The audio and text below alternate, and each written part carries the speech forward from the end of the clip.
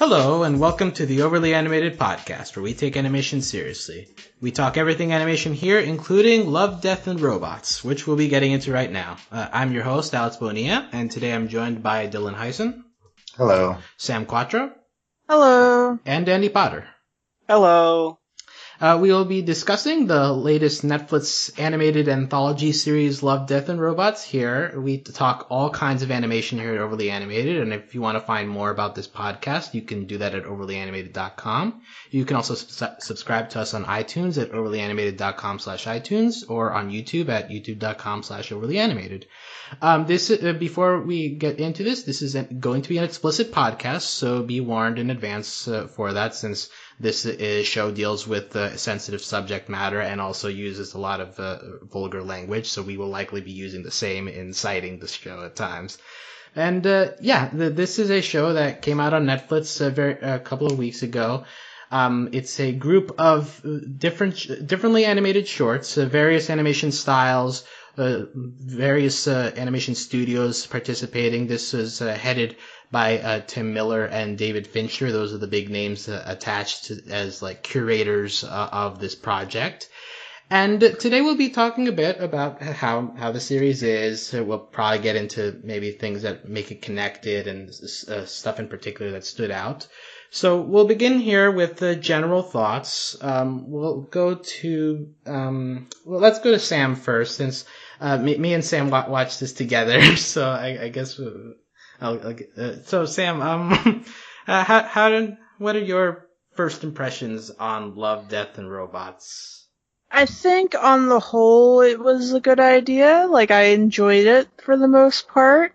But, thinking back like a week or so after seeing it all, it's like, well, really only 4 to 5 of the little episode segments are worth your time on this earth to watch, I would say.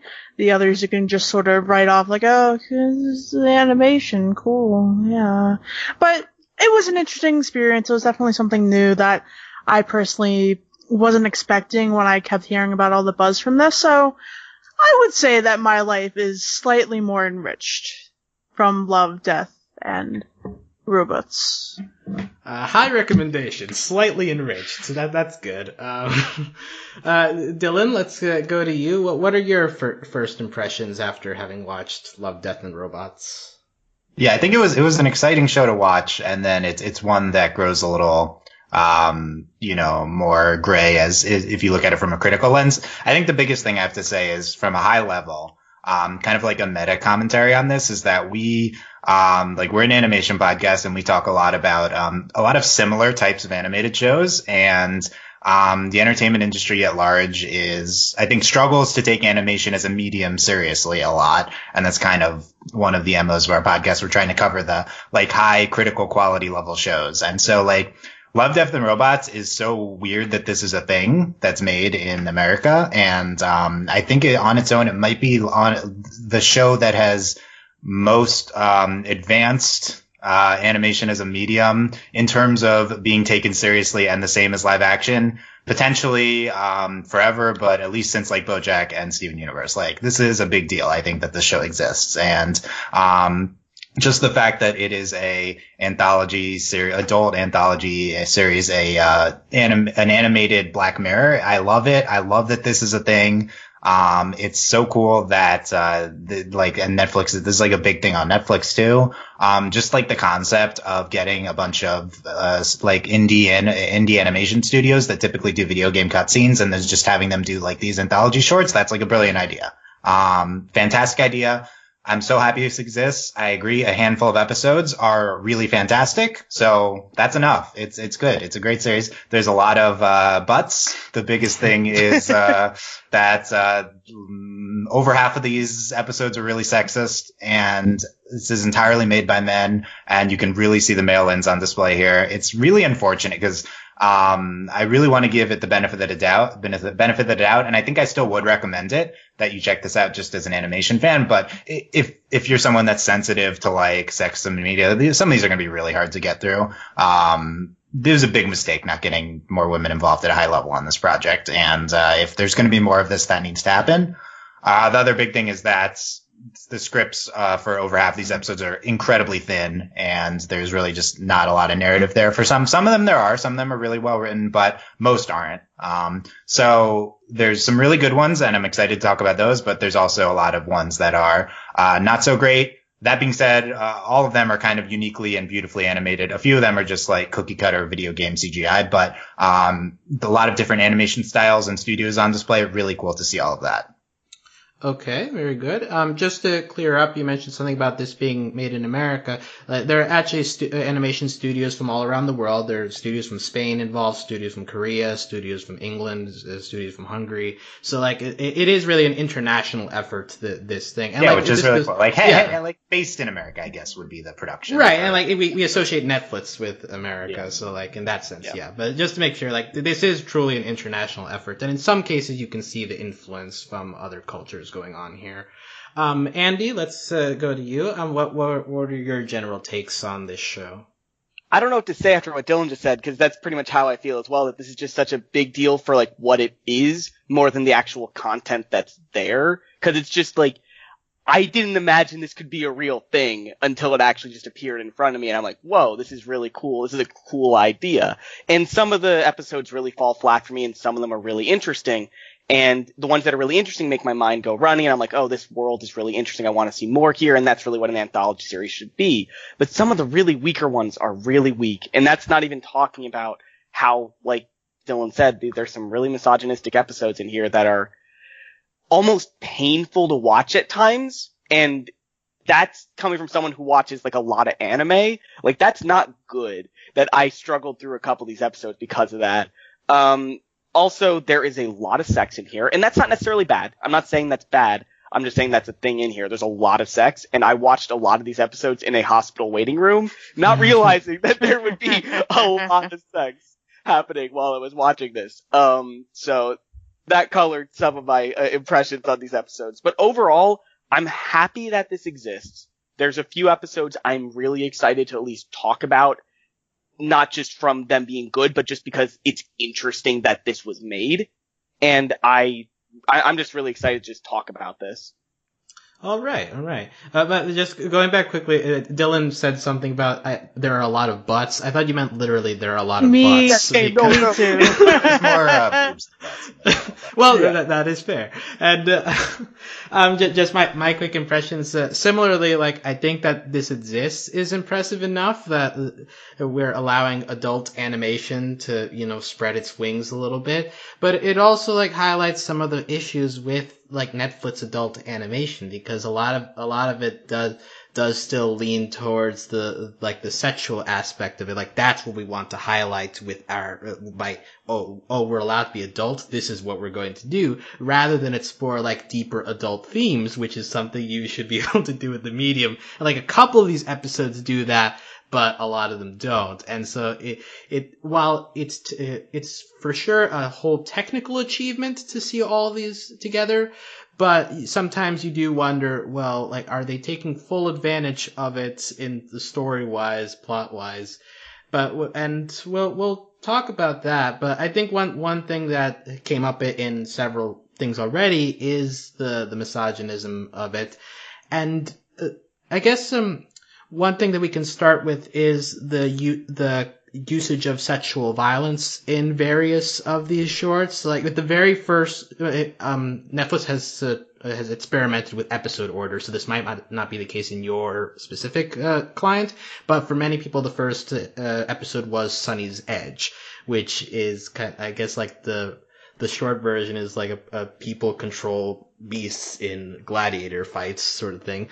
But the character is displayed initially as having her, quote, edge just because she was gang raped. And then later in the episode, she is seduced before getting totally destroyed and like head stomped into the ground.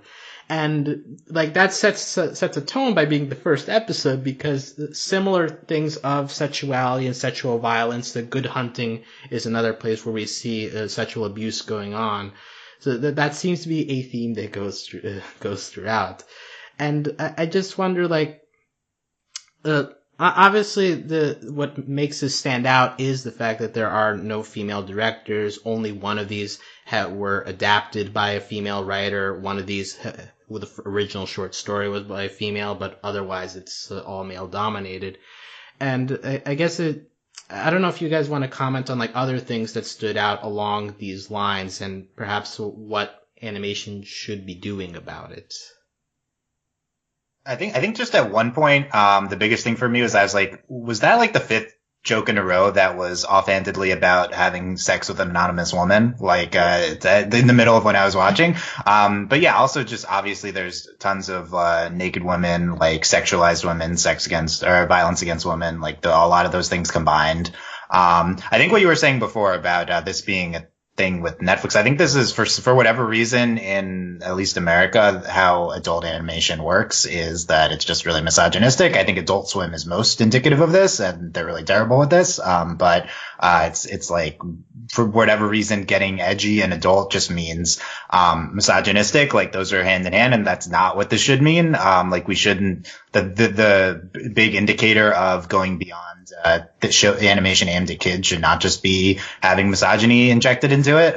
Like you don't need to sexualize women, have them be naked and having sex and having violence done against them in order to signify that this is for adults. So that's what most of those episodes feel like. It just feels like very bro-y Adult Swim like style adult animation. The worst of those, like of those style things, Dylan, for me, is like I think Good Hunting is kind of worse than Sunny's Edge for me, because it's like, not just is it mentioned, this sexual assault type stuff that happens, it's like part of what's shown to you. Like if you watch Sunny's Edge, you can kind of at least put it in the back of your mind and enjoy like the fighting and stuff. Good Hunting, like it is part of the story watching this person get assaulted and like maimed on screen. Good Hunting is entirely about a like young female, not like a woman, but like a female thing, and seeing her like groomed sexually throughout her entire life, and like shown naked when she's younger. Like Good Hunting has so many good things about it. It is like gorgeous and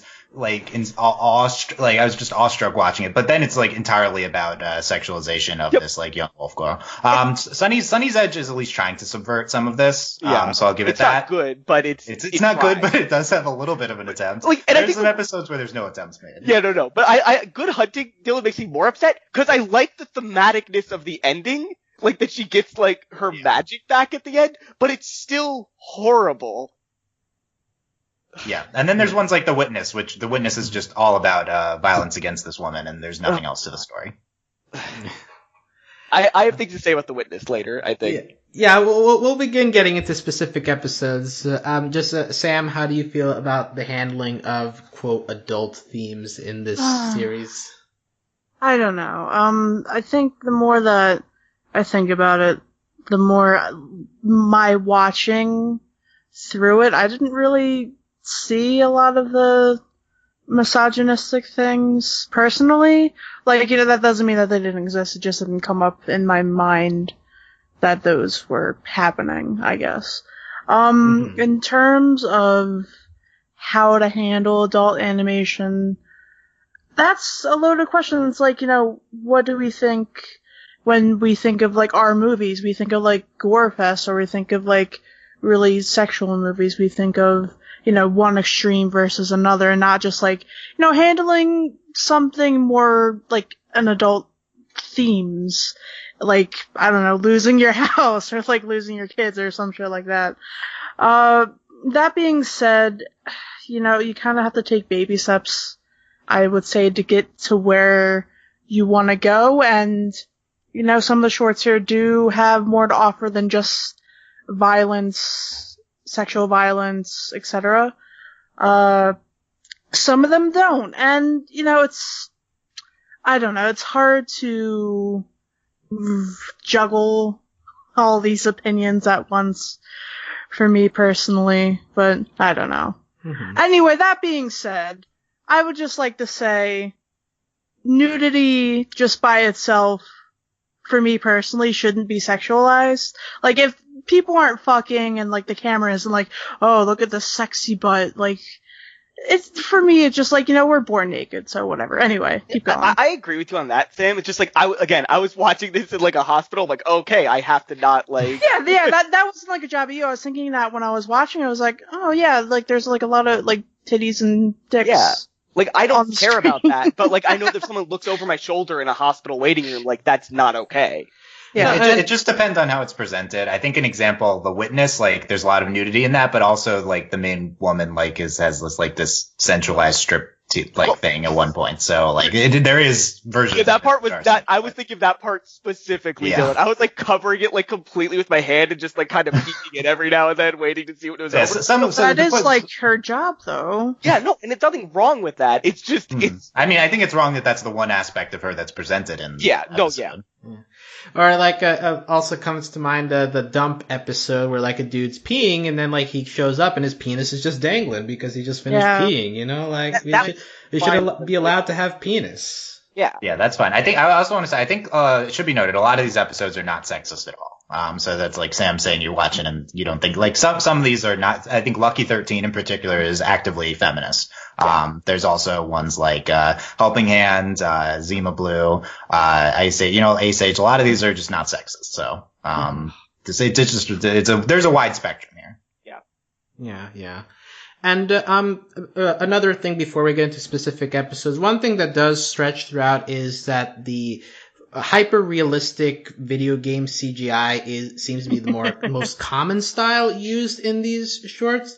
And I just want to like briefly get if like you guys have opinions on like if full shows were made like this, like what, I mean, I guess there's probably like budgetary reasons for it, but just like from an aesthetic perspective, would you be open to like something fully going into this?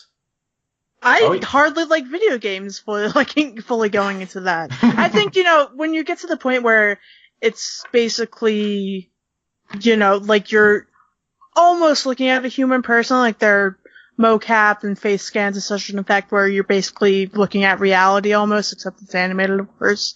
I think it's time to kind of, turn the car around, maybe get into something more stylistic, but that's my personal taste. It's fiction, and I think, we should be making some more strides to be more creative and sort of divorce it from real life.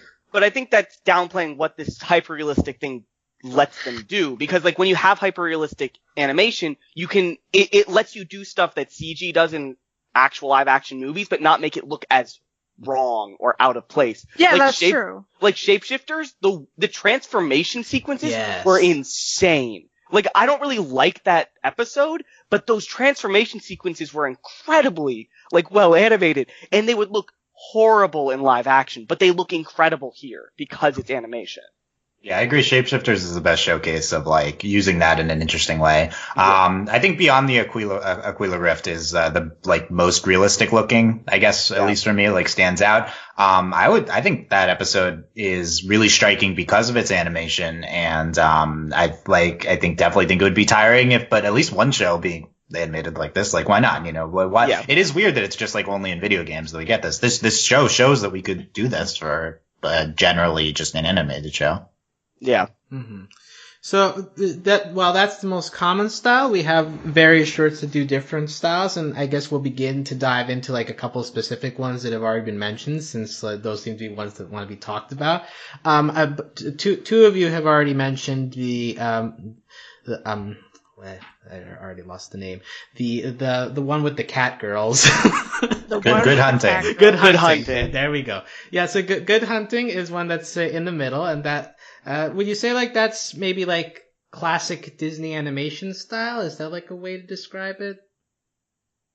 I have to look at it. I feel like it was stylized for the like a mythology stylized. Like I think it fit the Chinese myth being told. It seemed like it to me. It kind of felt like a cross between like Ghibli and Disney to me. Personally. Yeah, that sounds like a good description.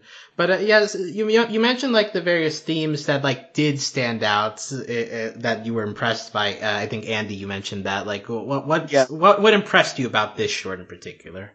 Like, I didn't like again the actual like not going back to sex violence too long. Like that part I didn't like, but I did like this idea of the magic going away and this like almost magical mechanical stuff taking its place. Like, I think that was a cool transition visually in the episode. Like, how everything kind of became steampunk, but not quite. And we had that, like, rabbit, the main character constructed, and then we had, obviously, when he constructed the woman's body. But I just really liked that transition, because I think it was interesting to look at visually.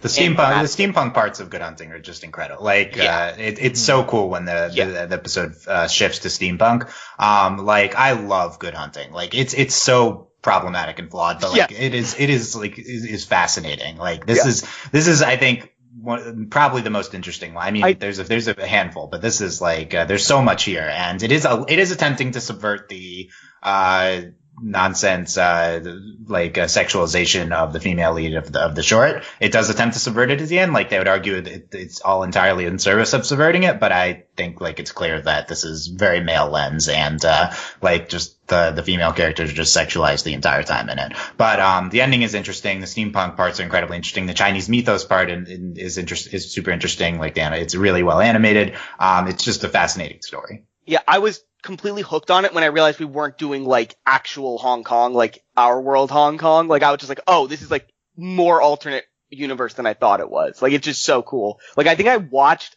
a couple shots of that episode over and over again, because all the gears spinning inside the robots and, like, the transformation sequence that the main woman goes through at the end, like, they're so intricate and interesting looking, and it's just so cool. Like, I don't know why like, I've seen steampunk before, but for some reason here it's just so interesting to watch. Yeah, there's a shot near the end where, like, he's watching the robot version of the Catwoman leave, and, like, it's panning up, so you see the whole city, and then we hit the blimps going on, and then we get, like, the tall buildings. But it's like a full pan up shot of the city, and, like, that in particular stood out to me as impressive. Like, just the whole setting that they've developed in this short. Yeah, and it's like, I guess I haven't seen much steampunk with this, like, Chinese, like, background, because the buildings, it's still not far enough in the future that these Chinese type rooftops are still here. You know what I mean? Like, it's not all skyscrapers, and I find that really interesting, and it clashes in a way that I haven't seen before in media like this, and it was really cool. Mm-hmm. And, also, just briefly, like, this one also begins with him as a kid, and the dad is, like, teaching him to hunt, and then we have the time skip to him being an older person. I don't know, on the one hand, I like that it, like, covers his full life, but also I wonder if it's really that much different if we don't have the introduction sequence, but yeah. But, like, I think it's cool to display the myth in the beginning. I think it helps with that. But yeah, the after the skip is the more interesting parts. I think like that the time skip does show that this is one of the most narratively complex. I think it's the most narratively complex one. It's like the most full story, I feel like, of the bunch. Yeah. Yeah. I do think you could do the beginning though with still making it shorter. Like, I don't think it needs to be, because it almost lost me in the beginning part, because it was just a little bit too long for me. Mm-hmm.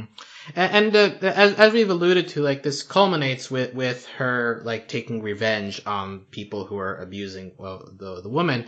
And I think that at the very least, the problem, as we've discussed, the problematicness, but, like, it does feel like a climax to the story that has been done, which is something that some of these shorts lack, a climax. So I think, like, that alone also helps it to, like, stand out. Like, at least it feels like an ending. Sam, do you have any other thoughts about this one? Not really. I thought it was fine. Okay, good enough. I wasn't too hot on it. Another one that goes for a very unique style is The Witness, as we mentioned.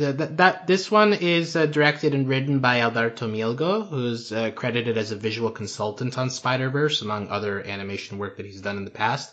And I would say that this animation is reminiscent of that movie, down to, like, seeing sound effects written out, and also it's just very colorful. Andy, what thoughts do you have on this short? Oh, I love this episode.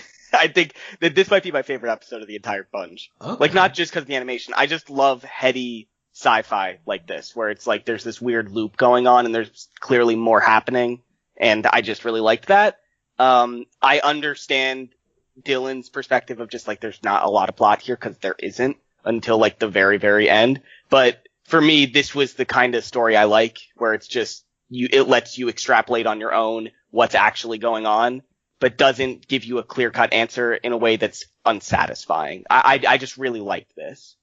Yeah, I understand that take. So I think if you're someone that can view it like that, and I think that's totally acceptable for like these short stories. I think like that would, but yeah, I can't get past the zero narrative here. And I get that too. I totally get that. It's just preference. Yeah, I think it is just preference. The Witness like looks really cool. I just wish it had a script, because it really doesn't. I think that the last shot is by far the most interesting thing about it. It's a cool concept. Yeah. That's why I'm talking about how beautiful it is. Like I said, like it is beautiful. Yeah, it is. I think that's the most, definitely the most notable part about it. I've seen a lot of people talking about the animation style on this one. Mm-hmm. And this one features a lot of like chasing sequences. That seems like the majority of it. And so you get like the people in movement and going through like cardboard boxes and into cars and up buildings. So like it tries to like use a lot of the city aspect, similar to Spider-Verse. Yeah, and I don't like that she's naked all the time, but I really like watching the way her cloak, like her robe, flows as she's running. Like they really meticulously had her robe moving in different ways as she's moving, and it was interesting. Mm-hmm. And also, unfortunately, like probably when we think about this, as has already been mentioned, like a big chunk of it is her going to her strip club, and we get the dude who's chasing him be distracted by just watching her do like a whole sexual dance routine thing, and one thing I do like about it sort of is like the weird disorienting angles, which I think like were done in a way where like it disorients you, and I think that's the point. And I like the choice of how they filmed it. Obviously not really a fan of what they actually did to like take up that time, but like at the very least, like even that part, like it feels very foreign. Yeah, I think it's directed phenomenally. All my problems would be with the script of this one. I think I would like this more if they implied more what the guy does in his version of the timeline. Like if he's also like a stripper as well. Like I think that'd be a lot more interesting. But there's nothing implied about what he does in his version of this chase. Yeah, comparing this to like Black Mirror, because I do think this is animated Black Mirror. Like this feels like a Black Mirror twist at the end of the episode, but Black Mirror episodes have so much more substance. Like there needs to be stuff here. Yeah. Mm-hmm. Yeah. So the Witness is definitely like a very colorful one. We've talked a little bit about Sunny's Edge, which is kind of the opposite of colorful, but it's very dark. But I don't know if there are like more specific things we want to get into that one, because it's definitely a very interesting concept. I think someone mentioned it as like reverse genlock almost with it's reverse genlock, yeah. That's the twist at the end. Uploading into beasts. Oh yeah, and the twist is that she is actually in the you think they're genlocking into robots, but into like animal monsters, but no, it's a reverse genlock that she is genlocked into a human. Mm-hmm. Yeah. I will say that the fight sequence in the middle, like between the two beasts, like it's impressive in terms of like the violence that it's allowed to do, and like you see like bits of flesh keep falling off. There's a sword hand that gets revealed in the middle. So and then I think it ends with like the other beast getting decapitated. So like that being your entrance into this anthology kind of preps you for other stuff that happens later. But I think that scene itself is an impressive fight sequence. I think it's kind of putting the cart before the horse though, because I think this is the most impressive like fight thing they did in the entire thing. Like if they wanted, like they started with a bang and that's awesome, but there was nothing that really, like a bang that never really met that high that they had there, which is fine because I didn't really want a bunch of fight scenes in this anthology, but it's interesting, I'd say. It's just very different from what the rest of the thing is. Yeah, but there's a varied episode order, Andy, so it might not be first in your thing. I don't want to think about that. And one thing I don't think we've talked about this specifically, but the way that this ends with Sunny getting destroyed is that this female assistant shows up and like they begin. She begins getting topless. Seducing happens. They begin making out, and that's when the assistant decides to like pull her Wolverine fingers through her head. So, I just wonder because I think that this is the only portrayal of LGBT stuff in this entire anthology. Yeah, Am I correct in that? explicitly. Yeah. So, like, how did you guys feel that this was I think used? I think there was a trans character in the Dracula one. Oh, okay. Yeah. Well, Gary. Yeah, that's definitely possible. But it's not. It's never stated for sure. Right. But I just want to know if you guys have any thoughts about like the usage of lesbianism in this story. Shrug. I don't Interested know. in Sam's take on this. Well, okay, if I recall correctly, I asked the group, hey, should I watch this? And Dylan was like, yeah, but you're not gonna like it.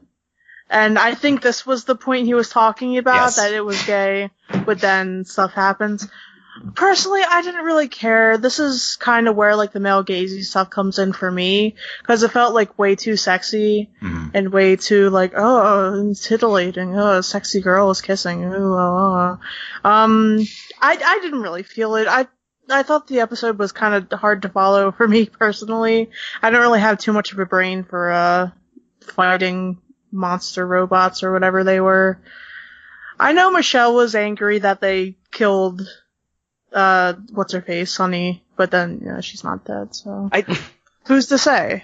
Yeah. From like a queer discourse perspective, it's definitely problematic that Sunny's queerness is used as a weapon against her. Yeah. Like that's like really dumb. And it's like highly sexualized before, and then she dies. Really bad sequence. But then it's almost maybe saved by the twist at the end, maybe. Oh, is she alive? Because this is the robots. But, yeah. And I think the worst part about it is that like there's this amazing shot where like Sunny grabs her dress and like the cloth, like the animated cloth is so incredible that it makes me forget how horrible, like how much I don't like this quote unquote romance thing happening, because like there's some really great animation in this episode, like incredible.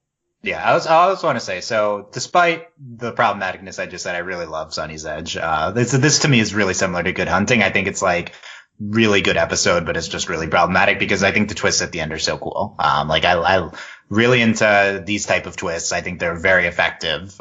Both, her being betrayed with the like cybernetic woman with the Wolverine claws, and then her being her actually being the monster at the end. I think all that was really phenomenal. So I think like there is at least a lot of narrative substance to this one. Also, Sunny's monster was like somewhat unique. Like it was kind of new and fresh, like what it did and what it looked like. I really liked it. Yeah, I got kind of an Aliens vibe from it. Like, so I think that's like the closest comparison you can get. Yeah, but it was also like crawling around with its like tail spike things. Like it was really cool. It's kind of Doc Ock-ish at times. Yeah. So it definitely has an interesting ending. And speaking of sexualization, one that I want to talk about is Beyond the Ocular Rift, because at least to me, my take on this is that this is kind of the epitome of this anthology, where like it's technically really impressive, right? Like the animation is very good, the ships look amazing when they go through the portals. It's pretty cool. At the very end, when we get like the reveal of what the actual setting is, that's pretty cool. But like half the story is softcore porn. Yeah, they just suck. The dialogue is very stilted. So like this was the other one I had to like just turn my phone upside down. Like they're just fucking. Like that's all they're doing right now. There's nothing. Yeah. He's going balls deep in that. Yeah. And like there's a lot more of her than him. A lot more. And like the loud music in the background, living in the shadows, and like humping against the windows. And it's like it's a pretty, but the substance inside it feels so empty. Like at the very end, it's kind of cool. Like I don't think that's right though, because like I don't think this short really sufficiently explained what was going on, because it ended and I was like, oh, cool. It was like, it got close to it. I'm like, oh, cool. And then it ended. I'm like, wait, you never explained what's actually happening in any way that's satisfactory. Because I couldn't explain to you what's actually happening. Yeah, well, you could say the same thing about the end of The Witness. Doesn't really tell what's happening there. Like, this one, I don't know. This one felt worse. Okay, let me defend Aquila Rift, because yes, a lot of it is sex. I prefer this. This is going to sound stupid. I prefer it to The Witness. I think this is a better written episode because there is an air of mystery and a mystery plot throughout the entirety of this episode that I don't think is missing in The Witness. And I think the ending is, I agree it's not really clear what's going on. I think that's probably a positive because it's kind of just there's not like a ton there. It's just like, there's a spider alien that's keeping him hostage and giving him a simulation. But yeah, it's like it's a mystery that they're in a simulation, and then the twist is that it's like a weird alien giving them the simulation. I don't know. I think it's there's enough there, and it looks great, so it's kind of cool.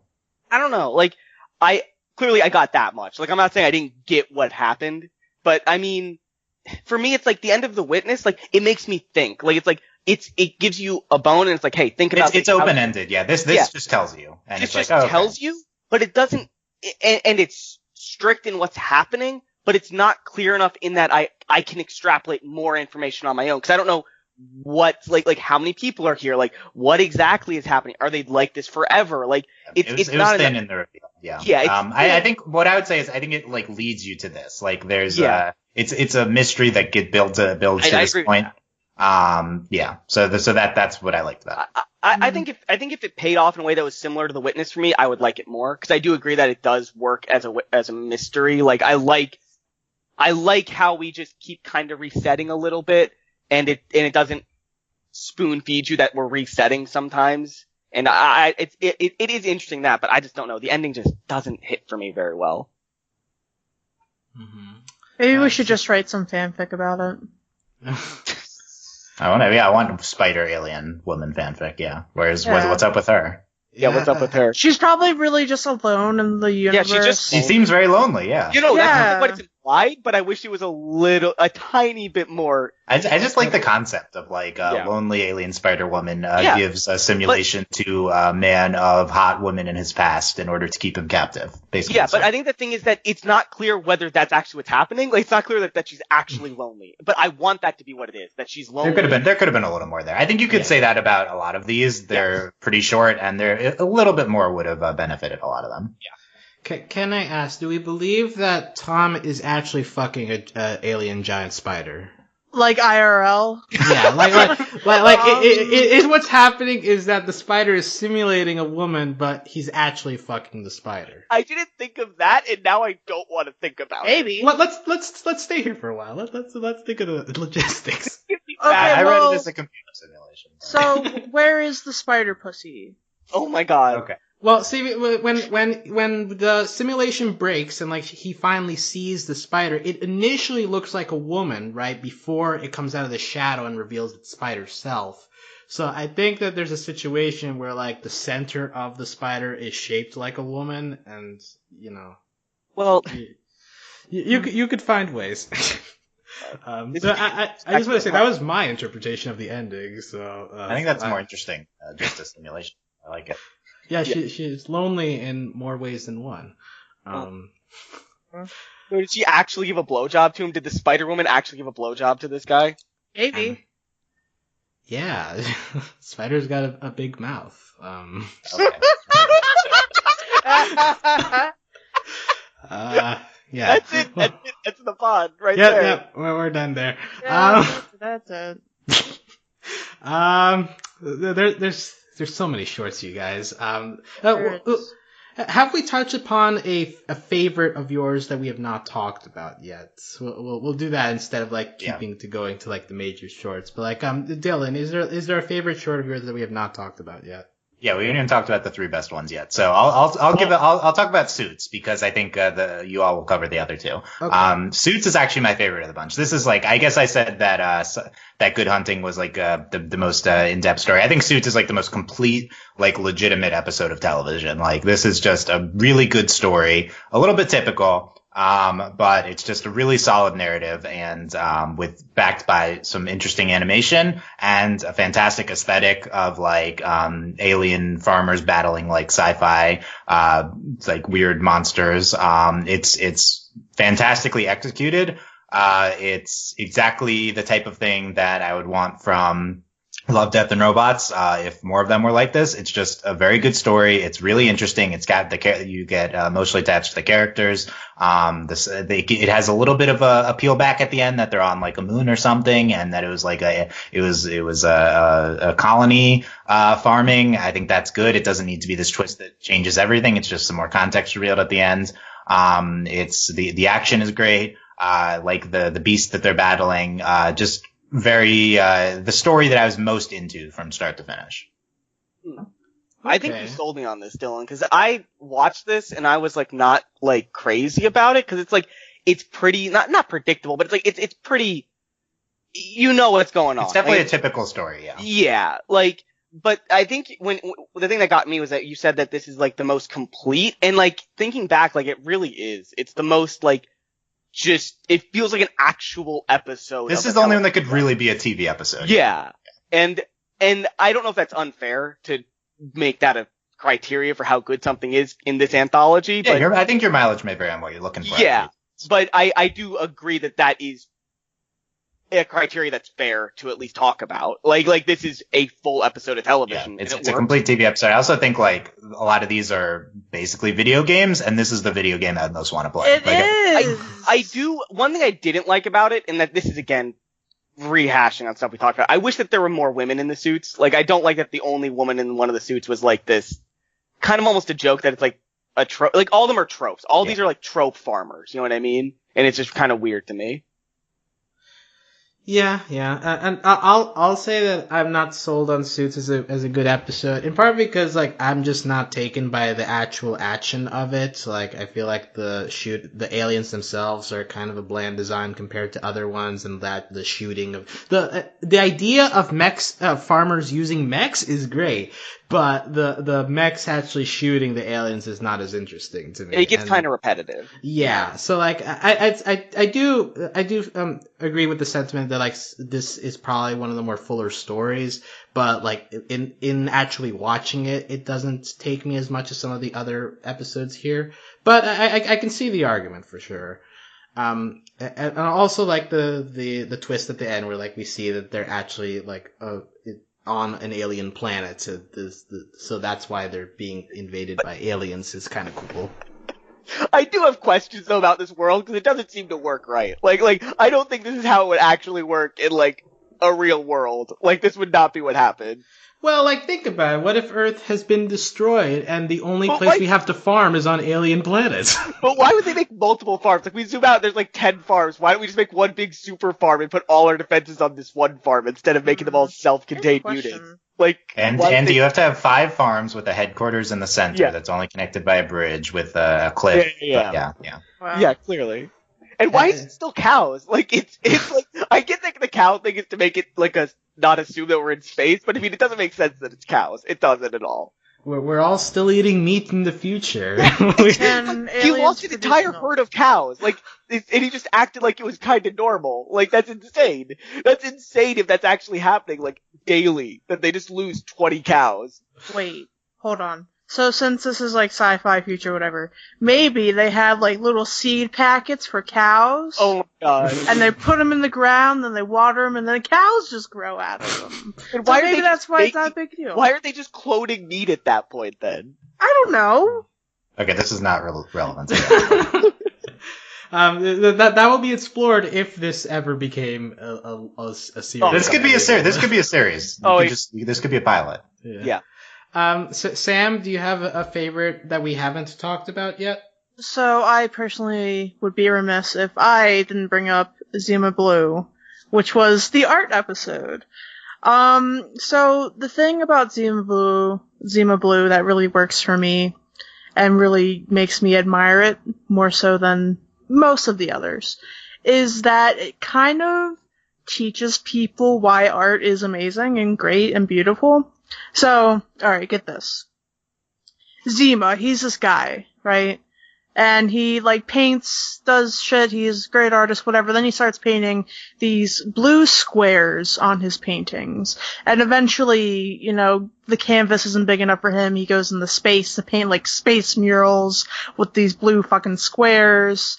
And the setup of the episode is like an interviewer interviewing him for like his last piece, in which the twist is revealed that the reason why he's painting these massive blue squares and the reason why his last piece is in this pool that we learn is because he was a pool cleaning robot, and his owner upgraded him, enhanced him enough over the years to where he obtained sentience, sapience, etc. But he wants to strip away from all that and wants to get back to what one thing he really understands and what made the most sense to him and what felt like home and what felt like love, and that was the pool that he was designed to clean. And I thought it was just really beautiful, and at the end, like, he strips away from this cyborg body and turns back into a pool cleaner. And it really reminded me of when people go to, like, a museum that shows modern art and has, like, abstract art. Like, you know, you always think of, oh, a big old canvas was like, with like a little red dot or something in the middle. Like, how is that art? Blah, blah, blah.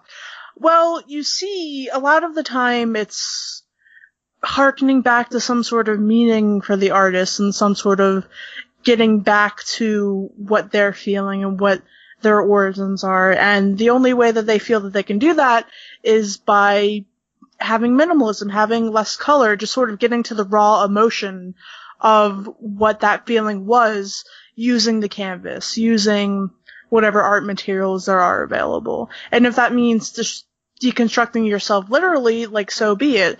So I thought it was great in that sense. I thought it really kind of explains what art is, especially modern art, what people think of modern art, abstract art, etc., is to people. I hope that message came across to people watching this episode, but who's to say, really?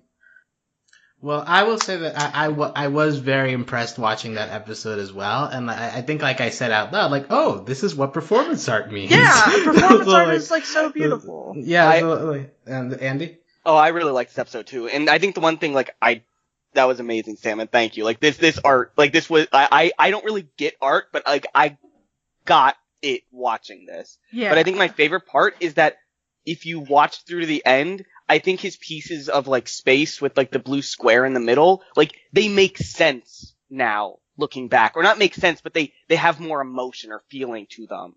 Like, you kind of get an understanding, at least, of his pieces as you learn about him. And I really liked that about the episode. Yeah, Zima Blue is, like, intellectual in a way that none of the rest of these are. Yeah. It really stands out. It's definitely one of the best episodes here. I wish it was, like, a little bit longer so it had a little more time to drive the ending home. Cause I think it's only like 10 minutes. A lot of these I think need a little bit more. Oh, it's shorter than 10 minutes. It's really short. But, it's just really well executed. It's like really heady, and it's like, why aren't more of these like this? Like, this is a way to do an adult thing. It just is like high concept and intellectual. It doesn't need to be, titillating. Like, there's no titties in this episode. No. Robot. I don't know. Pool robot, yeah. And also, this is one of the more aesthetically striking ones, in my opinion, because, like, it's a very unique style. Like, I guess, like Gorilla's music videos would be the closest to compare it to, but, like, it's a lot, like, the character designs are very interesting. The choice of, like, at the very beginning, you see the ship going across the ocean, and then at the very end, it's the robot going across the pool, so, like, it's like a mirroring thing. So I think that it's doing on top of it being a very artistic story, but I think also it's just produced very artistically as well. So, like, it really is the full package. And this is one of those. Oh, go ahead. It reminded me of a Studio Killers video, personally, but yeah. Anyway, Andy, go ahead. No, I just think that this is one of the episodes that really only works as animation, and that's why I really love it. Like, this absurdity of the crazy murals he makes in space, like, it wouldn't make sense in live action. Like, all this episode works because it's animated, and that's, I kind of think, what I wish all the episodes in this were, and some of them aren't always like that. Yeah, I guess the style and sort of the premise, etc., more suspends your disbelief. Yeah. Like, I completely believe that crazy, bigger than planet sized mural in this world, but not, like, in a different one. Yeah, like, if this was, the fucking spider whatever episode, you know, that would be, like, insane, like, just to see just some real ass man doing this. Yeah. And the sequence of him deconstructing himself in the pool while swimming, like it's beautiful and like Yeah. it's done in a way like it feels emotional. And it's so interesting because they put not little detail, but they didn't put any like crazy detail into like some of the shots earlier, but then they put so much intricacy in how the gears and its parts fall apart. And it's very interesting, like what they choose to put detail into in this short. And in this short, it's really cool. Mm-hmm. Andy, is there another short in here that you especially want to talk about? Well, I mean, we haven't touched on it at all, and I mean, you guys kind of left it for me, so I guess we can talk about 3 robots now. Yeah! I was gonna do that one in case you weren't gonna touch it. But No, okay, I mean, good, we haven't good. talked, we somehow have not, like, mentioned it yet, which is kind of crazy. It's like, it's not, like, amazing, but it's definitely, I think, one of the more standout ones in the group, and of the ones we have left. And I really like cats, so I like this episode, and the cat jokes really landed for me. I liked the humor going on here. I really liked, what's the name of the female coded robot? The one that's Pyramid like one, yeah, I really liked her humor. Her jokes landed every single time, like making the meal for the guy. Sorry for the wait, champ. Like, I just really loved that robot. I don't know. And, it's just, it kind of had this kind of realistic animation for the city, but this kind of cartoonish for the robots, and it's an interesting clashing at times, but not crazy or bad or anything, just interesting. And so it's always interesting to see how these things would interact with each other.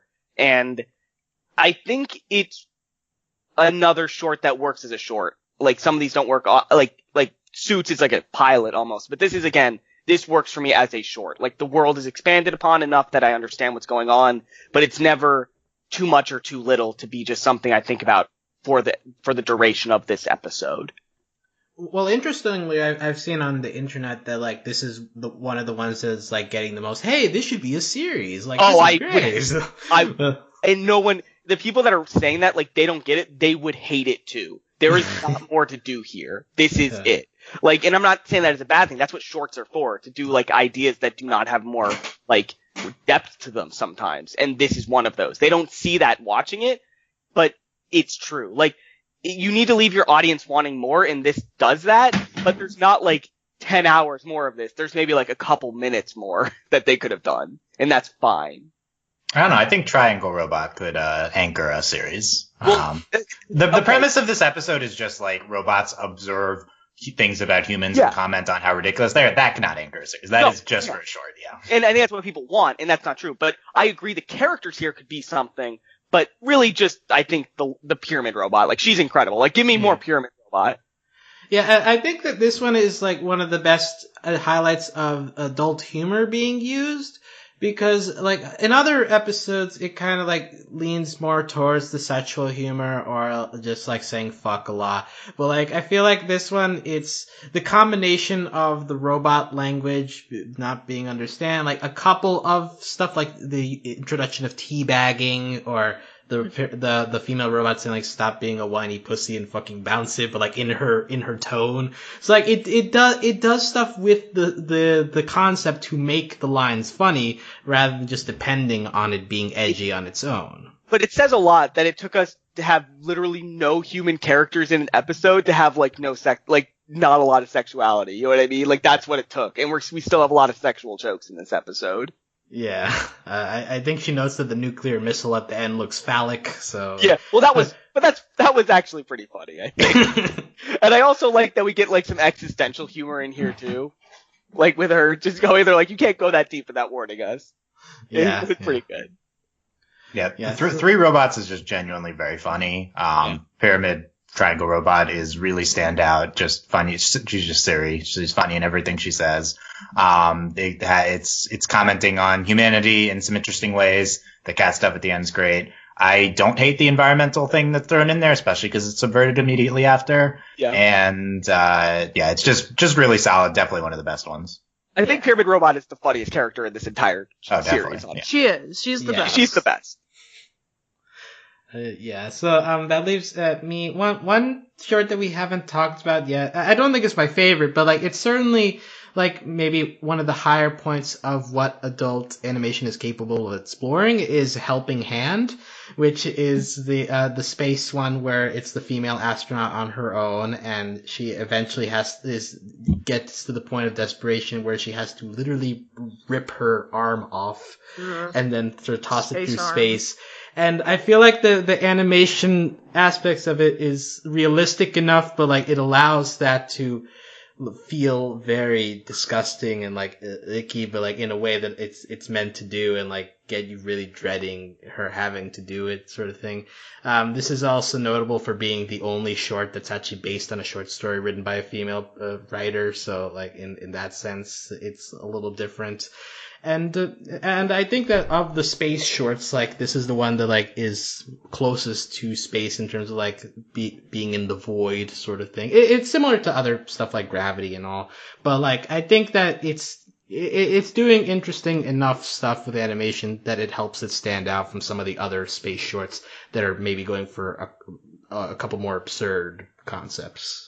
Yeah, I love Helping Hand. There's not a lot here. It's just a simple concept, like space survival. She has to cut her hand off. But it's just a really, tight, solid story of, it's executed on very well. That you get attached to the character. It's just Gravity, I guess, 127 hours Gravity, but like, it's very solid, and I would love it. This is not like an issue. Like, it's not one of the standout ones, but it's really solid, I think. Mm-hmm. Anybody else with any thoughts? I just could not watch her rip off her arm. Yeah, it was I couldn't do it. I couldn't watch it, like, at all. It's really tough to watch it the second time, let me tell you. Like, if you know it's coming, it's like... it's just so detailed. It's so detailed. And the sound. Yes. Oh. But that's what adult animation is. It's making you feel things that children aren't allowed to feel. Yeah, like what if you had to cut off your arm in space? I'll take that though, more before all like the sexual stuff. Right. I'm saying that as a good thing, but like, yeah. Yeah. Oh. So just quick hits of the shorts that we haven't touched. Sucker of Souls. That's the Dracula one. He gets shot in the penis. There's cat fucking jokes. And where the fuck? Be a trans character, but it's unclear. Yeah. Gary and has a ponytail. Uses C4. I think this one is only notable for where's the fucking cats? Oh, there's the cats. Fucking. Oh yeah. So Sucker of Souls has interesting humor to it. There's a lot of like quotable things. The animation style, I think, is really good. It's really that's definitely like a comic style, I guess. And I will say that it was really gory when they killed Simon, but it was like actually kind of funny just the way he died. Like when they did it like a onion peeling, right? Yeah. Like first his skin, then his brain, and I hate gore, but like his half skull rolling down the steps was actually like just really funny to me. Right. So they did some interesting shots there. When the Yogurt took over, this is narrated by Maurice LaMarche in his brain voice from Animaniacs. Yogurt takes over the world. Not too much going on there. I'll just say one thing that stood out is the only thing that makes this adult really is that there's a topless protester in the middle because of course. But other than that, it's like, a light, funny thing about this. This is a funny short story. Like this is totally a solid episode. It's my favorite out of the 5 that I think still my favorite past the 5 that I think are like the top tier ones. I think this is just very funny, like very solid short. Like there's a good use of like the short form medium. But I like to take not offense, but I think it's wrong to say this is an adult Alex without the lady with the tits out, because like I think it's okay to have like a story that's just a little bit more heady than it's okay on like this couldn't be on like Disney Channel as a short. Couldn't it? I don't know. Like I think it's just a little too heady because we're talking about like economic crises, we're talking about the president, we're talking about like it's just a little bit above. Guess. Like, and I'm not saying that's bad or good or whatever, but I'm okay with us having things that aren't clearly like adult only in this series. Yeah, there doesn't need to be something that's like this is adult. And I think it's a little. I think the thing that makes it adult is it's a little bit intellectual. And I'm okay with that being a thing in this series. Like I'm okay if we get Love, Death, and Robots season 2 if there's more episodes that aren't very adult but are among other adult episodes. Are there any Love, Death, or Robots in this one? Well, the yogurts build robots, probably, to make the future civilization. And I think some people died in the economic collapse. Yeah, and also somebody shoots themselves in the head. Oh, yes. So when they say love in the title of the show, they mean sex, and it's a really coward move not to just call it sex. There's some other forms of, there's familial love and like platonic love. Shut up, Dylan. What other love is there? Your Suits episode had love in it. Okay, there's actual love. Had heterosexual relationships. There was some brotherly love in Shapeshifters. Yeah, there's different kinds of love. But the thing that stands out though is the sex, right? Like that's what they're talking about. Yeah. Oh, quick, hot takes on cold foods. Yogurt. I like vanilla yogurt. I don't really like any other kinds of yogurt. I just don't like yogurt. Opposite. Yeah, I don't like yogurt. But I love the best flavor of ice cream. Yeah, the dump old man in the dump has a trash monster friend. The end. Shapeshifters, werewolves are cool. We mentioned the transformations. That part is really cool. And werewolves in the army. It's trying to do a discrimination thing, but it covers it halfway and then kind of lets it go. Oh my god, I'm so bored by Shapeshifters and Secret War, like the Call of Duty style ones. Oh my goodness, so bored. Yeah. I was so interested in Shapeshifters when I just read the title, and when I learned it was just werewolves, I was just like, I'm checking out of this episode. Wow. The transformation was very notable, though, so that's worth talking about. No, but I thought they were going to be like actual shapeshifters, like they could change more, and I was like really excited to see that. Like I was like, oh, we're going to get into maybe like stuff about gender and stuff about like non-conforming body types, and like no, it's just werewolves. I'm like, oh, this is like nothing. Like werewolves in the army. Yeah, like it was. Yeah. Yeah, so fish night's a real thing in the desert. They're fish. This is the Rango scene where there's a goldfish flying through the ocean, but extended to 10 minutes. Lucky 13. Fish night is gorgeous at the end, but there's no explanation why it's like that. Right. Yeah. Like it's another one that has a unique style to it, one that isn't done by the other shorts, but there's not much. It doesn't try to be intellectual, and I think that's what hurts it. Like it doesn't try to. There should be something there, and there's not. Yeah. Lucky 13, I think, is like a really solid story. There's like nothing super stand out about it, but I think it's like a really tight, solid. It's like narrative. Halo, but with Samira Wiley. I really liked Lucky 13. Like it wasn't. I don't think it was my favorite or anything, but I just really liked it. I really liked it too. And it had a character I actually liked, which is rare for this whole show. Yeah, and that one also it feels like it has an ending of her coming to terms with the climax sort of thing. So it has the climax and then recovery sort of thing, which doesn't happen with a lot of these stories. Blind Spot, Matt's gang is taking a interesting style, interesting characters, kind of an interesting premise that then they're twist at the end. I don't know, but it doesn't come together super well. And there's no sex and there's no tits or anything. Right. Secret War, Russian soldiers hunting down hell beasts. There's some familial love in there.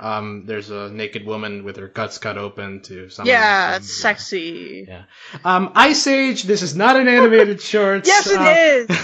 Topher Grace and Mary Elizabeth Winstead find a civilization in their freezer. Watch it build and disintegrate, and then the cycle goes on. It's not animated, but it is really solid. I will say that. Well, call me next time there amasses a real-life civilization in your freezer that isn't animated. This is also another one that does that looks a little phallic joke. So, the phallic joke has been already used at this point, so it was bad. Well, like Dylan said, this might be your first episode. Okay, fine. And finally, Alternate History, which is the simplistic educational-looking animation one where, what if Hitler died early? Let's give you 6 reasons. It gets more and more insane every scenario to the point where, he dies of marathon sets at one point. There's a squid civilization. There's a blue screen of death because he met future Hitler. Yeah. I just want to say Justin tweeted. He said the Hitler episode is hilarious. That was the top thing he had to say about it. He said the Hitler episode. Wrong. He's so wrong. It's not good. But that's what Justin has to say. Here's my problem with the episode. I love this as a concept, and they dropped the ball so hard. This is such a cool concept, but they chose the worst topic to do it with. Go with the Lincoln thing. Show us Lincoln shooting the guy instead of this. Because, the thing is, we're making Hitler into a, fun, the end, this is not really Hitler. I want to start off with that. The character they show here is not Hitler. Well, they're going for him like young Hitler. No. But the thing is, you feel for this character at points in it, and that's not the feeling you should be going for with Hitler. You know what I mean? You should not be feeling bad that he's getting run over or like getting it just doesn't make sense. And they even have a joke where like Jews kill him and beat him up, and it's like there's so much wrong here that like they don't like, and I don't think it's malicious in any way. They just don't get that it's just I don't know what word I'm looking for. It just leaves a bad taste in my mouth the way that Hitler comes off in this whole episode. Well, it is going for a very funsy vibe, but like it's kind of hard to juxtapose that with for Hitler. Yeah.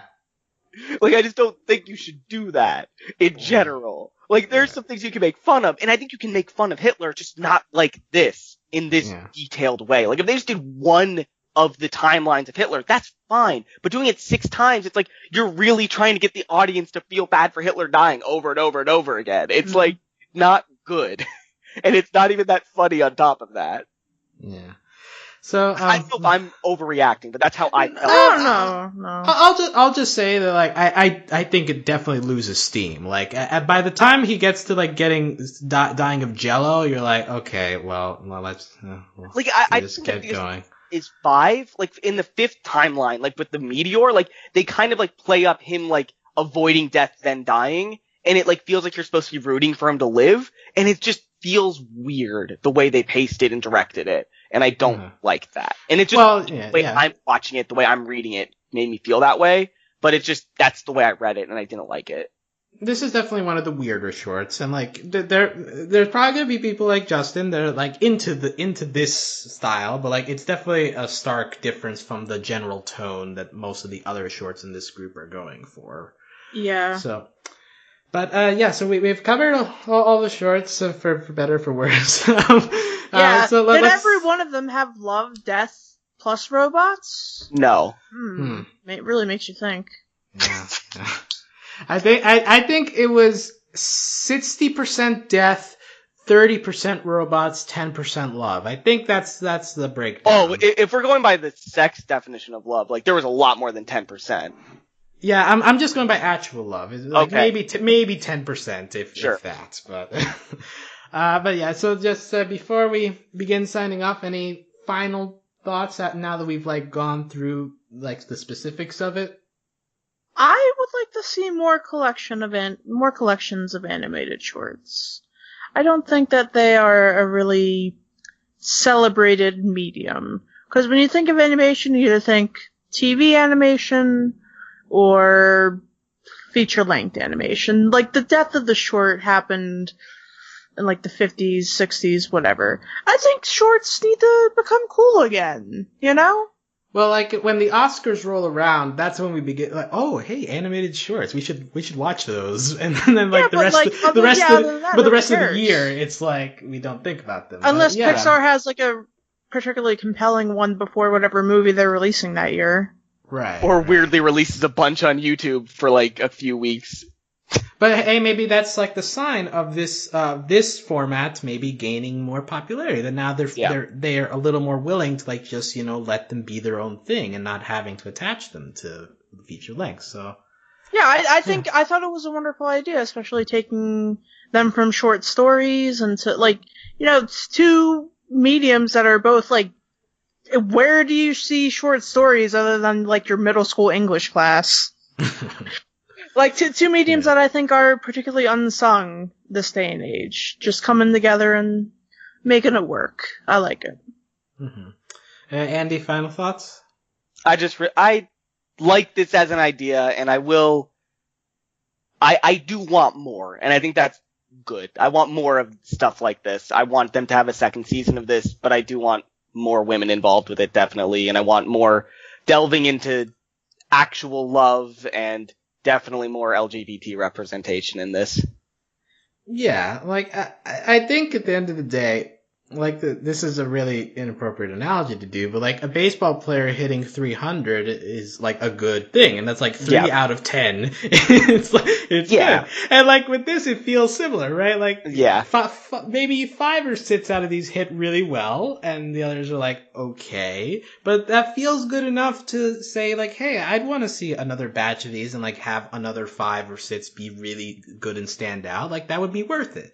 So, like, I think that that's a good thing for animation, that, like, if we allow, like, different stories of different styles to be packaged into one thing and have that be the way to get them out to a large audience, then that's the thing to explore.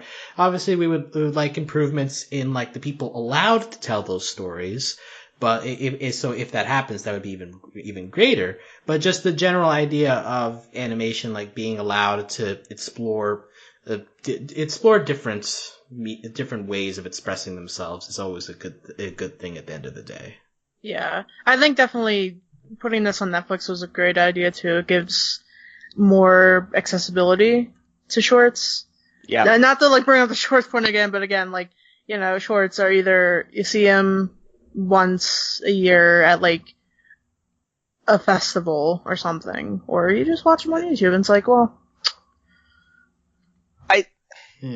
I think the one thing I don't like is this randomizing of the order thing. I thought that was kind of weird. I think what I would like is if Netflix, like, posted the series and gave us, like, a checkerboard screen where you could pick whatever you want to watch with, like, a thumbnail. Instead of giving, like, a list that's just in a random order for each person. Because the thing is, that's still giving the person an order to watch them in. Let people click what they like from the thumbnails. Like, let people follow their own interest, and that seems like it plays more into this. And that seems like something that Netflix would like to do. Make this more interactive. Like, pick what you want to see. And, I don't know. Like, I want something like that. Less random and ordered, and more just watching what you want to watch and seeing how it goes. Mm-hmm. But that's way off topic, I think. Well, it's getting deeper into like just the how Netflix works, right? Yeah, I just think it's long. Cause the thing is, like, if you randomize it, like, it just causes problems. Like, it's just like people watch different episodes first. Like, did you watch the first episode? Like, it doesn't work like that.